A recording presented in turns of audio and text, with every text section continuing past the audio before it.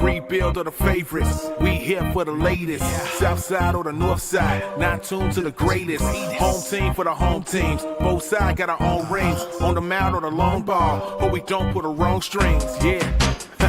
It's that time of the year now. Wrigley or Gantes or the whole league that we hear now.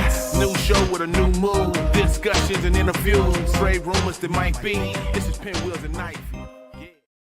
Hello and welcome to the Pinwheels and Ivy podcast. I'm Mitchell Kaminski, bringing you White Sox talk every Wednesday in the 12 o'clock hour. Bit more of an abbreviated show this week. We only got one topic to discuss.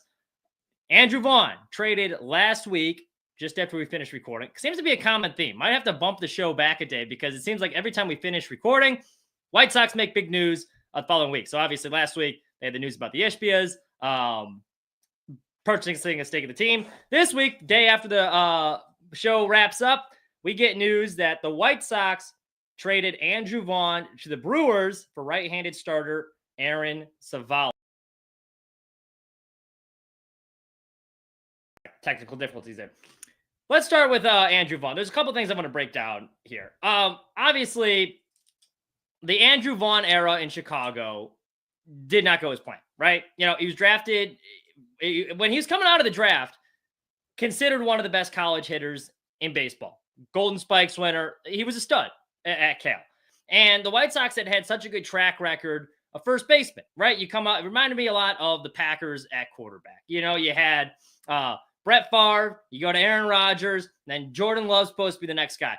That's what Andrew Vaughn felt like. The White Sox, like Jordan Love type at first base. You know, because you had Paul Konerko, then going to Jose Abreu, who Abreu, personally, my personal favorite White Sox. Then you got Andrew Vaughn. And, you know, Vaughn comes in with all this high pedigree. You know, he's all hyped up. Again, one of the best college hitters in baseball. And the White Sox put him in a really tough spot early on in his career. I think if it wasn't, we'll get into his more recent success, but like looking back at it, you know, Vaughn, it was one of those things. First off, I think Chris Getz made a smart move with this trade because it was, people tell you who they are, believe them. Vaughn's career year was hitting about 250, 20 homers, 80 RBIs. And that's kind of what he was, hovering around a 700 OPS, you know, an average guy, an average player. And I think there's room on a roster for a guy that hits 20 homers, 80 RBIs, bats around 250 a season. That's kind of what Vaughn was. But it wasn't showing much improvement. He didn't provide a whole lot of defensive flexibility. He wasn't very good with runners in scoring position. So at that point, it was just like, you know, the writing's on the wall. We don't really see you as a part of our long-term future. There's a good chance we're going to non-tender you this offseason anyway. I heard rumors he was a non-tender candidate heading into this offseason. Obviously, they opted to go with Gavin Sheets instead. You see how he's been playing in San Diego. Maybe they made the wrong move. I think at the time, though, it made the most sense. You know, we'll give Vaughn another year just because of his track record compared to Sheets. Can't even blame the front office there. But, you know, the fact they got anything for him, that's a win. Because he was probably going to they were probably going to have to either try and trade him this offseason. Don't think they would have had many suitors the way he'd been hitting. And so for the Brewers, too, it made a lot of sense. I think that was the timing of that worked out well. And I think Chris Getz cashed in on some good timing. Because the Brewers, you know, they have Rhys Hoskins at first base, but he's set to be a free agent at the end of the year. So they've kind of lined up a cheap replacement that they think, you know, he still might have a high ceiling. At the same time, Aaron Civale had just gotten removed from the rotation. The Brewers are calling up this hard-throwing prospect. Civale got bumped from the rotation. Well, Civale's camp was like, hey, I want to stay a starter. I'm hitting free agency at the end of the year. I've never been a reliever before. That's not going to be good for my value. I want to go somewhere I can be a starter. So White Sox can't call him. I view him as a short-term rental. We'll get into him in a little bit second, how he affects the rotation. I think Chris Getz cashed in at the right time as far as that goes. Now, as for Vaughn, and kind of remembering, or I guess the best way to describe his whole White Sox tenure as a whole, obviously it was very disappointing. But I think he got a lot more hate than he deserved. Because the White Sox really didn't set him up for success. And it was compounded by, like, you know, if you look at a lot of his, like, numbers, like the last couple of years. Now, obviously, this year was the worst one by far. Last year, he slashed 246, 297, 402, 19 homers, 70 RBIs. Yeah, an OPS an OPS of 699. That's obviously not great. But that's about what Brooks Baldwin's at. And I hear everyone bitching and complaining that Brooks Baldwin is getting sent down. And everyone loves Brooks Baldwin for some reason. Now, I know Vaughn's obviously higher touted prospect, but like you could do a lot worse. I mean, he just kind of was what he was. The biggest issue was he never improved. But I think a lot of that was that they set him off on the wrong foot. You know, he gets drafted, not a whole lot of time in the minor leagues, like under 100 games of minor league action. Force him up onto a team. Hey, we're contending to win a division. You know, being a baseball player, but hitting a professional Major League Baseball pitcher, one of the hardest things to do in sports, if not the hardest thing to do in sports, consistently. And whether you're a good college bat, it's still going to be a tough transition, especially when you don't have a whole lot of minor league time. So he gets up there, and not only are they asking him to learn how to hit Major League pitching, they ask him to learn an entirely new position. He hadn't played right field since like grade school. So he's up there learning how to play a new position, a position he wasn't very good at defensively. He was floundering in right field, defensive liability out there. You would pray he didn't get hit the ball. And then he's also got to try and learn how to hit pitching. And I actually think, despite all that, like, you know, for a rookie, you know, he hit 15 homers, 48 RBIs, you know, nothing special, but his 705 OPS his rookie year. You can take that. And he has to do it again the following year. White Sox definitely get worse. There was a lot of clubhouse issues there. Not the best environment either. And finally, he moves to his natural position at first base, and he has his quote-unquote career year in 2023. He was a league average player. And I think this was kind of what set the tone for them trading him. You know, he gets his first full season at first base.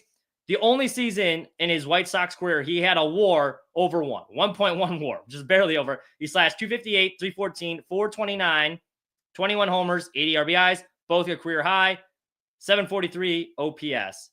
Second high of his career, 2022, is a bit higher at 750. So solid numbers. But he kind of showed you what he was. That's what he was. And he wasn't going to get any better. I think there's some bad habits developed. I think he maybe, you know, judging by some things I've heard, maybe developed some bad habits, not the hardest worker. Yeah, I don't know. I was not there. But I've seen a couple of different reports now, you know, for some former teammates, maybe just, you know, now you can only put so much stock into what, you know, former minor league teammates saying. One of these tweets was since deleted. So don't know how credible it is. But you kind of believe it if you watch the performance. It was just time. It was time. But I think it highlights a bigger problem. Vaughn is just an encapsulation of a much bigger problem. And everyone points to the White Sox and they say it's drafting. You know, they're not drafting good players. They don't know how to scout. They don't know how to draft. I'm going to go through the recent first-round selections. Vaughn was one of them. I don't think that's the case. I think that's a lazy narrative, quite personally. I think they do draft some pretty solid guys.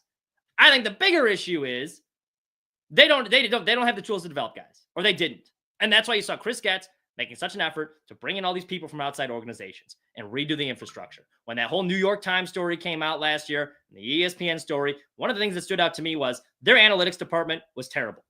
They were way behind the times. There was times they would hire some outside firm and their data wouldn't match what the scouts data was showing, and they didn't know how to use it. So that was an issue. They didn't have a lot of the same tools as these other teams, or it was way behind because it was so, you know, shitty because they didn't want to invest in it. And now they're starting to invest in it a little bit. So I think that's part of the problem. You know, these players are coming to a team that doesn't have a whole lot of good resources behind them. Didn't have a whole lot of smart people in the organizations behind them. And I think that was a fuel of the fire. Because I think a lot of these guys, if you look at their first, so let's take a look at the last several years. White Sox #1 draft selections. All right, so we'll go from 2013 on. Tim Anderson was one. I think Tim Anderson, he turned out to be a pretty good player, all things considered. Carlos Rodon turned into an all-star. Carson Fulmer, obviously he didn't work out very well for the White Sox and as a major leaguer. But if you watched him at Vanderbilt, that kid was a stud. He had good stuff. But once again, he gets to the White Sox. I think realistically, they probably didn't develop him. I think they probably did him a disservice developing him a little bit. Zach Collins, he's selling insurance right now. He was supposed to be the next big catching prospect. But that one made a lot of sense too. If you looked at him at Miami, again, like one of the better college hitters in baseball. Like I could defend that pick. Zach Verdi, University of Louisville.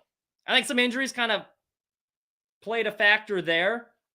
That kid had really good stuff at Louisville. I mean, that's a justified draft pick. The White Sox didn't take him. Someone else was going to take him in the top 10. Can't even be mad about that. Jake Berger. Obviously, the injuries kind of derailed things. They trade him prematurely. So that one you can chalk up more to injuries than poor development. I think you kind of saw what he was. Great story. But, you know, obviously that didn't pan out. Nick Madrigal. Another one. Injuries kind of played a factor. But guy was an on-base machine at University of Oregon. Yeah, he was hitting everything. Just a respectable defender. Comes to the MLB, his defense kind of like took a nosedive. The contact, there's no power there. So, like, obviously that was a bust. Right after him, Andrew Vaughn, and we just talked about him. And you have Garrett Crochet in 2020. Garrett Crochet was a stud. Now you can say that was probably a pretty good first-round pick. I think the White Sox got that one right. You can tell by the Hall of Prospects they got. Colson Montgomery, Noah Schultz, to be determined.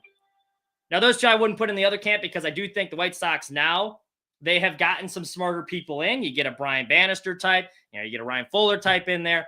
They're really starting to get some more resources around these guys to help them succeed.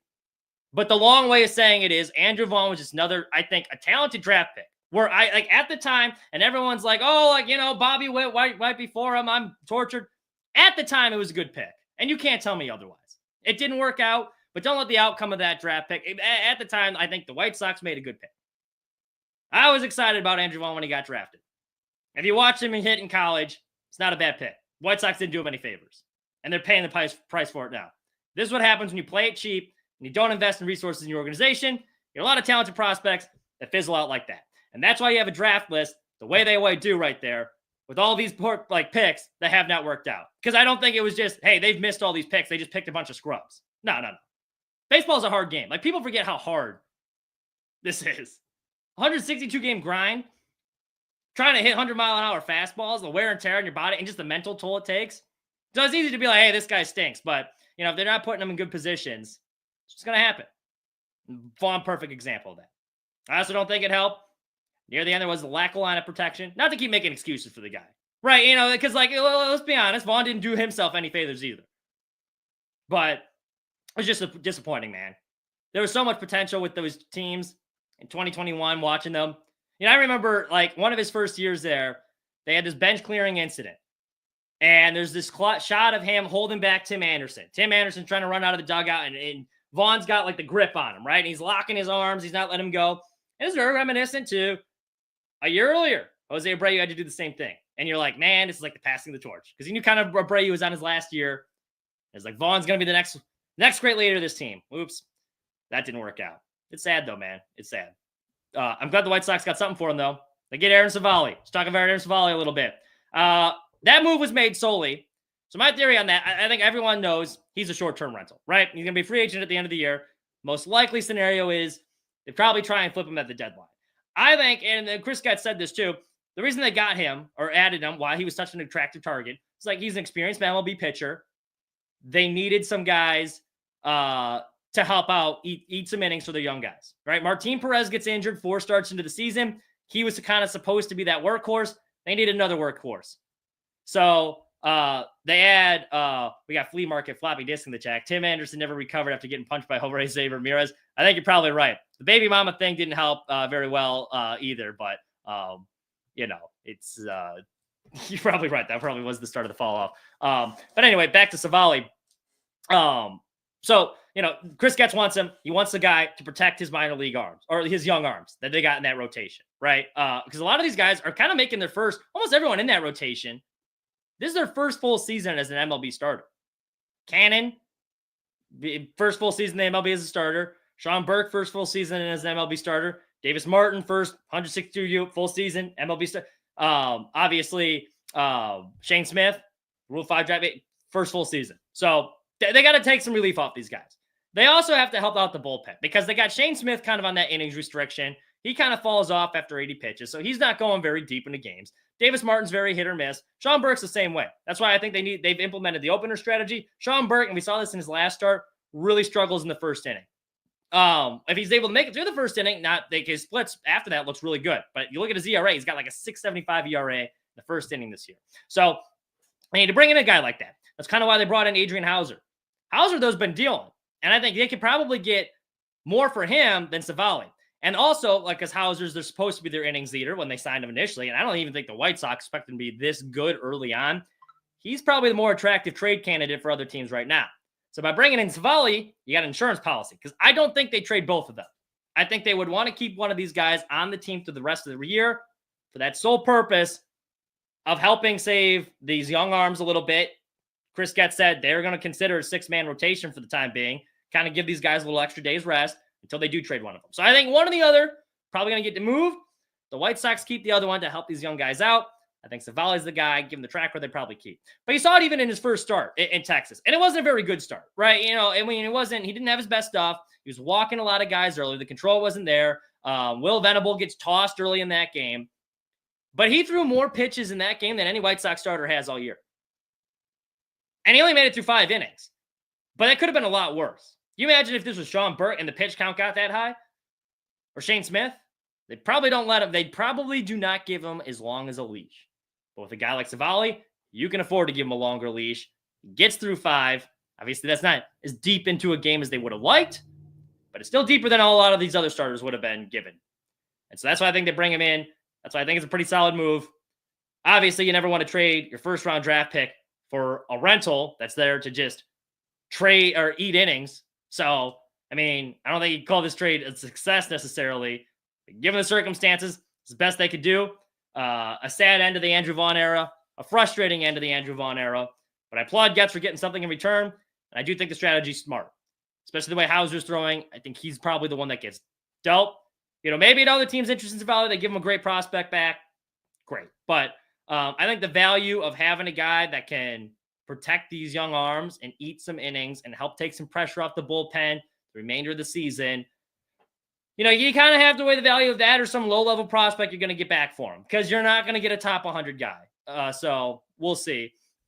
Now, Southside Deech has this. He said Savali and Hauser get flipped. Perez will eventually return. They likely can't flip him. And then you have an innings eater. Maybe. But his return probably likely won't be till September. So you're going to be asking these guys a long. That's why I think they keep one or the other. We'll see. Maybe they do both get flipped, but I think that's why they bring in a Savali. They want an insurance policy for that because the whole purpose of him saying we're targeting this guy because we're trying to save our young arms. We'll see, and that's also assuming that teams are interested in Savali or Hauser. If you're a contender, realistically, how interested are you in Savali? He's got an ERA of well north of 4%. He's not a huge strikeout guy. He's not like an ace. It's not like he's having a great season this year. And he's a rental. So the White Sox aren't getting anything that great in return for him. And it's not like he's been good this year. So I think the trade value for him is a little bit less than it would be for some of these other teams. That's the other thing I want to talk about. All these, I see a lot of White Sox fans, and I get it. That's kind of what we're conditioned to do. They get these veterans. You just condition. We got to trade them. Flip them at the deadline. Mike Talkman, flip him at the deadline. Like a lot of these veterans. And I think they very well might. I think it would make sense, obviously. There's short-term pieces. But I do think there is some value. Talkman in particular. I think there's a case to be made. The White Sox would benefit more instead of flipping him at the trade deadline for some shitty low-level prospect that probably never makes the MLB. And it's a crapshoot with all these prospects, and you're not getting a top guy for a rental like that. Same thing with Savali. But I think you can make an argument for the way Talkman's been hitting and how much I hear he is very well liked in the clubhouse. He goes about his business the right way. He's also one of the few good bats you have in your lineup right now. I think the benefit of keeping him for a full season, and he does have another option for next year too, a year or two. It's nice to have a veteran presence some of these young guys can look up to and see how to go about their business the right way, which was missing for so long. I think that's another problem. You go back to Vaughn. He gets up there. That clubhouse was in shambles. Their veteran leadership was terrible. You got a lot of guys setting poor examples for these young guys. I think that's a little bit different there. Talkman is a great guy to have in that clubhouse. So the value of having him as a bat in your lineup, even in a 100-loss season, I think outweighs, in my opinion, the value of taking some flyer, some low-level prospect. You're buying a lottery ticket. I'll take the value for the full year over a lottery ticket. That's just me. Maybe they do flip both Hauser and Savali, but I think when you do that, something like that, I think they brought him in as kind of an insurance to eat some innings. Now, maybe Perez is healthy sooner. I think they would love that. But from what I heard initially, he can begin throwing again late August, early September. So that's not even guarantees back. And then you still have to do the rehab. So maybe it's just like 2 weeks. All right, we got Southside Deech back in the chat. He goes, let me ask you this. With all these call-ups are trending towards heading out multi-year free agent contracts this offseason. Let's see. Let me reread that again. Let me ask you this. With all these call-ups, are they trending towards handing out some multi-year free agent contracts this offseason? I think that may happen because you started to control the clock with this new core. That is a good question. I do not think they start handing out some multi-year free agent contracts. One, because a lot of the prospects we've seen come up are kind of, let's be honest, and I love Chase Mydroff. They're kind of, I don't think they're core pieces of this team. I think they're more role players. Kind of seeing what you have is to fill out the roster. I think the Braden Montgomerys, the Hagen Smiths, those are more your core guys. They're hoping Colson Montgomery can be that guy. Kyle Teal's one of them. I give him that, but it's mostly rotation or, filler, supporting cast type pieces. So I think they got to wait and see. And they're probably going to have another high draft pick. I think they're going to wait and see, let's get some of these more guys up. Once we have established that, hey, these guys, our core is good. We got a solid foundation in place. That's when I think they go out and start handing out these multi-year contracts. Because again, even though you have the Ishbias as helping you out financially, I think a lot of that like capital infusion they're coming in, that's helping with the stadium payments. And the way that wording is with the Ishbias, because let's be out, Jerry's been cutting payroll the last 2 years. So he's going to have to sign off on it. I think Jerry's more worried about the stadium right now. I think the Ishbias, because there's rumored not to be able to take control either till 2029 or 2034. Well, 2029 is when the current guaranteed rate field stadium lease is up. And there's a reason for that. So they're helping pay off the stadium there. So I honestly don't. I think it could be a while until they start spending heavily. I think it's going to be another couple of years. I hope I'm wrong. I hope they hand out some multi-year free agent contracts, but I think we'll see another similar thing where they do hand out a multi-year contract. It's like a 1-year deal with the team option, maybe a 2-year deal, and you're just getting some role players to help fill out the roster until some of your more, higher ranked prospects come up and are ready to contribute. That is just my guess. We'll see. I hope I'm wrong. I want them to start spending. I mean, that'd be nice, but I think Jerry's still calling the shots. And I think Jerry's more worried about a new stadium than putting a winning ball club on the field. That's just my 2 cents. Good question, though. Good question. That's all I have for you this week. I saw the White Sox. They want to avoid losing 100 games this season. They're going to have to finish the season 40-49.